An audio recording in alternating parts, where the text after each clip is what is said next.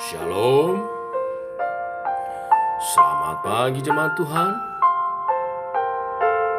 Berjumpa kembali dalam Doa Pagi Online.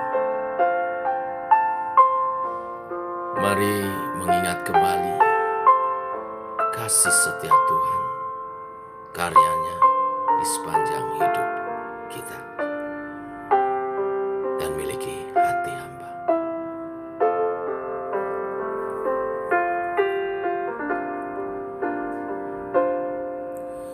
Ku tak dapat lupakan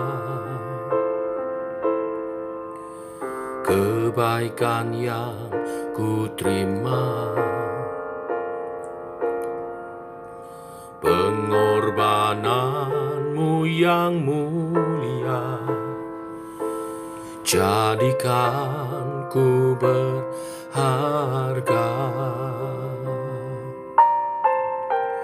Kau tulus menerima aku apa adanya. Kekuatan kasih-Mu nyata memulihkan hidupku. Kau bukan Tuhan yang melihat rupa, Kau bukan Tuhan yang memandang harta.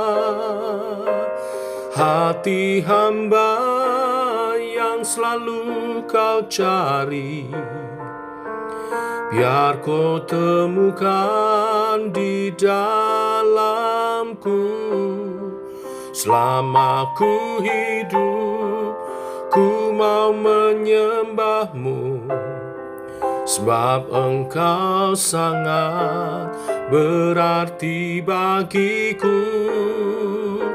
Yang terbaik yang ada padaku, ku persembahkan kepadamu, Yesusku.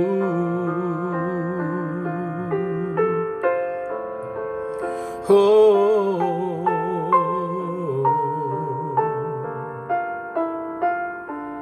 terima kasih Tuhan buat kasih setia-Mu, karya-Mu sepanjang kehidupanku.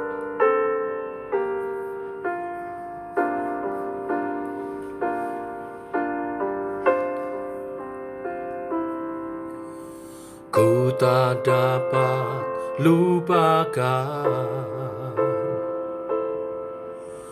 kebaikan yang ku terima,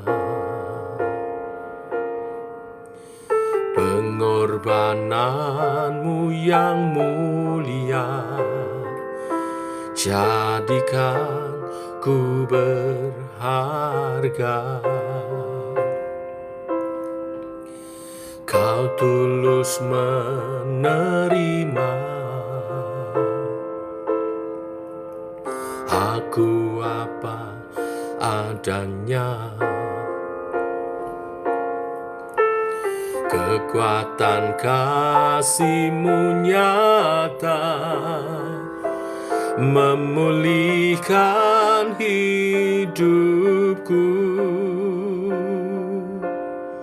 Oh, Kau bukan Tuhan yang melihat rupa, Kau bukan Tuhan yang memandang harta. Hati hamba yang selalu Kau cari, biar Kau temukan di dalamku. Selama ku hidup, ku mau menyembah-Mu, sebab Engkau sangat berarti bagiku. Yang terbaik yang ada padaku, ku persembahkan kepadamu. Kau bukan Tuhan yang melihat rupa, Kau bukan Tuhan yang memandang harta. Hati hamba yang selalu Kau cari, biar Kau temukan di dalamku. Selama ku hidup, ku mau menyembah-Mu, sebab Engkau sangat berarti bagiku. Yang terbaik yang ada padaku, ku persembahkan kepadamu, Yesusku. Oh, oh, oh, ku persembahkan bagimu, Yesus, hidupku.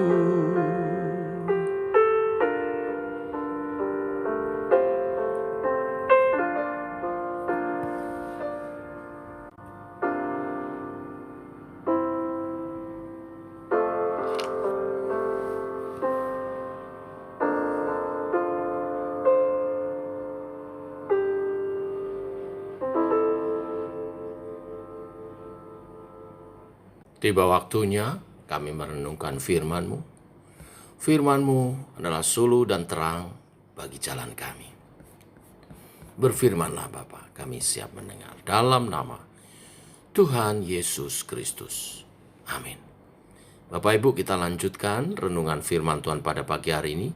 1 Samuel pasal 15 ayat 1 sampai dengan yang ke-35. Demikian firman Tuhan. Berkatalah Samuel kepada Saul, "Aku telah diutus oleh Tuhan untuk mengurapi engkau menjadi raja atas Israel, umat-Nya. Oleh sebab itu dengarkanlah bunyi firman Tuhan. Beginilah firman Tuhan semesta alam. Aku akan membalas apa yang dilakukan orang Amalek kepada orang Israel. Karena orang Amalek menghalang-halangi mereka ketika orang Israel pergi dari Mesir. Jadi pergilah sekarang, kalahkanlah orang Amalek, tumpaslah segala yang ada padanya. Jangan ada belas kasihan kepadanya. Bunuhlah semuanya, laki-laki maupun perempuan, kanak-kanak maupun anak-anak yang menyusu, lembu maupun domba, unta maupun keledai." Lalu Saul memanggil rakyat berkumpul dan memeriksa barisan mereka di Telaim. Ada 200.000 orang pasukan berjalan kaki dan 10.000 orang Yehuda. Setelah Saul sampai ke kota orang Amalek, disuruhnyalah orang-orang menghadang di lembah. Berkatalah Saul kepada orang Keni, "Berangkatlah, menjauhlah, pergilah dari tengah-tengah orang Amalek, supaya jangan kulenyapkan kamu bersama-sama dengan mereka. Bukankah kamu telah menunjukkan persahabatanmu kepada semua orang Israel ketika mereka pergi dari Mesir?" Sesudah itu menjauhlah orang Keni dari tengah-tengah orang Amalek. Lalu Saul memukul kalah orang Amalek mulai dari Hawila sampai ke Syur yang di sebelah timur Mesir. Agag, raja orang Amalek, ditangkapnya hidup-hidup, tetapi segenap rakyatnya ditumpasnya dengan mata pedang. Tetapi Saul dan rakyat itu menyelamatkan Agag dan kambing domba dan lembu-lembu yang terbaik dan tambun, pula anak domba dan segala yang berharga. Tidak mau mereka menumpas semuanya itu, tetapi segala hewan yang tidak berharga dan yang buruk itulah yang ditumpas mereka. Lalu datanglah firman Tuhan kepada Samuel demikian, "Aku menyesal karena aku telah menjadikan Saul raja, sebab ia telah berbalik daripadaku dan tidak melaksanakan firman-Ku." Maka sakit hatilah Samuel dan ia berseru-seru kepada Tuhan semalam-malaman. Lalu Samuel bangun pagi-pagi untuk bertemu dengan Saul.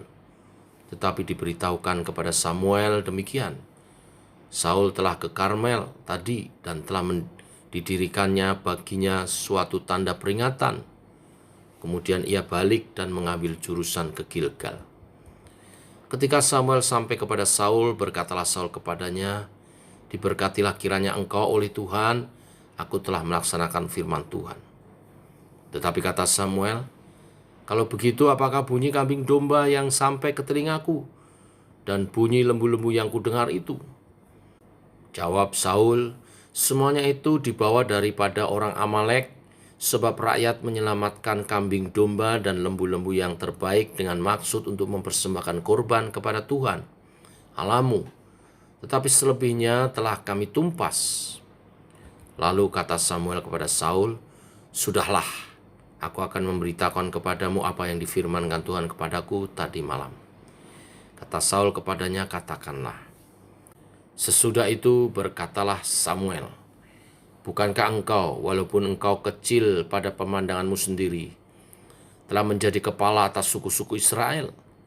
Dan bukankah Tuhan telah mengurapi engkau menjadi raja atas Israel?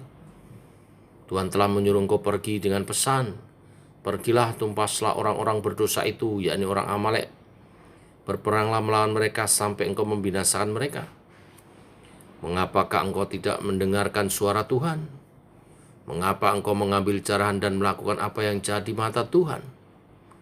Lalu kata Saul kepada Samuel, aku memang mendengar suara Tuhan dan mengikuti jalan yang telah disuruh Tuhan kepadaku. Dan aku membawa Agag, raja orang Amalek, tetapi orang Amalek itu sendiri telah kutumpas.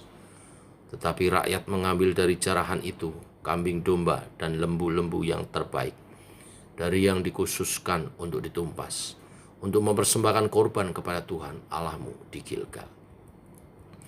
Tetapi jawab Samuel, apakah Tuhan itu berkenan kepada korban bakaran dan korban sembelihan sama seperti kepada mendengar suara Tuhan? Sesungguhnya mendengar lebih baik daripada korban sembelihan, memperhatikan lebih baik daripada lemak domba-domba jantan. Sebab pendurhakaan adalah sama seperti dosa bertenung, dan kedegilan adalah sama seperti menyembah berhala dan terafim. Karena engkau telah menolak firman Tuhan, maka ia telah menolak engkau sebagai raja. Berkatalah Saul kepada Samuel, aku telah berdosa, sebab telah kulangkai titah Tuhan dan perkataanmu. Tetapi aku takut kepada rakyat, karena itu aku mengabulkan permintaan mereka. Maka sekarang ampunilah kiranya dosaku, kembalilah bersama-sama dengan aku, maka aku akan sujud menyembah kepada Tuhan. Tetapi jawab Samuel kepada Saul, aku tidak akan kembali bersama-sama dengan engkau, sebab engkau telah menolak firman Tuhan. Sebab itu Tuhan telah menolak engkau sebagai raja atas Israel. Ketika Samuel berpaling hendak pergi, maka Saul memegang punca jubah Samuel, tetapi terkoyak. Kemudian berkatalah Samuel kepadanya, Tuhan telah mengoyakkan daripadamu jabatan raja atas Israel pada hari ini dan telah memberikannya kepada orang lain yang lebih baik daripadamu. Lagi sang mulia dari Israel tidak berdusta. Ia tidak tahu menyesal, sebab ia bukan manusia yang harus menyesal. Tetapi kata Saul, aku telah berdosa, tetapi tunjukkanlah juga hormatmu kepadaku. Sekarang di depan para tua-tua bangsaku, dan di depan orang Israel, kembalilah bersama-sama dengan aku, maka aku akan sujud menyembah kepada Tuhan Allahmu. Sesudah itu kembalilah Samuel mengikuti Saul, dan Saul sujud menyembah kepada Tuhan. Lalu berkatalah Samuel, bawa kemari Agag raja Amalek itu. Dengan gembira Agag pergi kepadanya, sebab pikirnya, sesungguhnya kepahitan maut telah lewat. Tetapi kata Samuel, seperti pedangmu membuat perempuan-perempuan kehilangan anak, demikianlah ibumu akan kehilangan anak di antara perempuan-perempuan. Sesudah itu Samuel mencincang Agag di hadapan Tuhan di Gilgal. Kemudian Samuel pergi ke Rama, tetapi Saul pergi ke rumahnya di Gibea Saul. Sampai hari matinya Samuel tidak melihat Saul lagi. Tetapi Samuel berduka cita karena Saul, dan Tuhan menyesal karena ia menjadikan Saul raja atas Israel. Bapak Ibu, jemaat Tuhan, firman Tuhan pagi hari ini berbicara tentang ketaatan kepada Tuhan, khususnya bagi seorang pemimpin. Kualitas seorang pemimpin di mata Allah ditentukan bukan hanya oleh keberhasilannya melakukan hal-hal besar, tetapi lebih daripada itu adalah oleh ketaatannya melakukan hal-hal apapun yang Allah perintahkan, yang Allah kehendaki. Sekalipun Allah memilih Saul untuk menjadi raja, tetapi kemudian Allah menolak Saul. Mengapa? Penolakan Allah atas kepemimpinan Saul bukan karena Saul tidak pernah mencapai hasil yang baik di dalam kepemimpinannya. Kita tahu di awal kepemimpinannya, Saul dapat menyatukan bangsa Israel. Saul penuh dengan Roh Kudus, memimpin dan dengan penuh rendah hati mengikuti kehendak Tuhan. Tetapi saat ini Saul ditolak. Allah menolak Saul karena Saul tidak taat kepada perintah Allah. Perintah Allah sangat jelas yang disampaikan melalui Nabi Samuel untuk menumpas semua orang Amalek, termasuk ternak-ternak kepunyaan mereka semua. Tetapi Saul melanggarnya. Ketidaktaatan Saul, kita tadi baca, dikarenakan dia mencari kemuliaannya sendiri dan berjalan dengan pemikirannya sendiri. Saul tidak membinasakan Raja Amalek, Gag, dan juga dia membiarkan binatang-binatang yang gemuk-gemuk yang bagus untuk dirampas oleh pasukan Israel. Hal ini terjadi karena Saul ingin dipuji dan disanjung oleh umat Israel. Dia cari kemuliaan dirinya sendiri, kemuliaan yang tidak karena diberikan oleh Tuhan. Dan juga oleh bangsa-bangsa di sekitarnya dengan memamerkan hasil rampasannya yang banyak. Saul berpikir hal itu baik saja, padahal jelas-jelas tidak sesuai dengan apa yang diperintahkan Tuhan. Saul berjalan menurut pemikirannya sendiri. Selain mencari kemuliaan bagi dirinya sendiri, berjalan menurut pemikirannya sendiri, kita melihat Saul juga memiliki rasa takut kepada manusia. Lebih takut kepada manusia daripada kepada Allah. Ketika bangsa Israel memilih hewan-hewan yang gemuk untuk tidak mereka tumpas, tetapi mereka kumpulkan sebagai jarahan, yang memang kemudian Saul berdalih, mereka mengumpulkan itu untuk memberi persembahan kepada Allah. Tetapi dengan membiarkan hal tersebut, Saul menyatakan dia takut kepada rakyat. Seharusnya sebagai seorang pemimpin, satu-satunya yang ditakutin harusnya adalah Tuhan. Oleh ketiga kesalahan ini, maka Allah kemudian menolak Saul. Bapak Ibu, inilah berita firman hari ini. Tuhan merindukan ketaatan kita tanpa kecuali, tanpa alasan apapun. Bila kita taat, kita tidak akan kehilangan kemuliaan kita di dalam Tuhan. Bila kita taat, Tuhan akan menunjukkan jalannya. Jangan berjalan dengan pemikiran kita sendiri, tetapi berjalan dalam ketaatan kepada Tuhan. Dan yang ketiga, jangan takut apapun kecuali kepada Tuhan. Saat kita hidup dalam takut akan Tuhan, kuasanya dinyatakan, perlindungannya dinyatakan, penyertaannya dinyatakan. Jadi mari kita tundukkan hati, ambil sikap hati sebagai hamba yang taat seumur hidup kita. Tuhan memberkati kita semua. Mari kita berdoa. Bapa, kami mengucap syukur. Engkau memanggil kami umat-Mu dalam Yesus Kristus untuk menjadi imamat yang rajani. Bangsa yang kudus milik kepunyaan-Mu Tuhan. Yang Engkau berkati sebagai kepala bukan ekor. Artinya setiap kami adalah pemimpin di bidang kami masing-masing. Dan Engkau menyatakan firman-Mu hari ini, supaya kami hidup dalam ketaatan. Lebih dari prestasi, lebih dari segala hal yang mungkin kami bisa persembahkan kepada Tuhan. Karena Engkau menghendaki hati hamba. Biarlah itu terjadi dalam diri kami, ada dalam kami. Allah Roh Kudus pimpin hidup kami, hidup seturut kehendak-Mu, seturut kebenaran firman-Mu. Bila kebenaran firman-Mu ini menyertai sepanjang hari ini, perjalanan hidup kami berjalan bersama dengan Tuhan. Dalam nama Tuhan Yesus kami berdoa. Amin.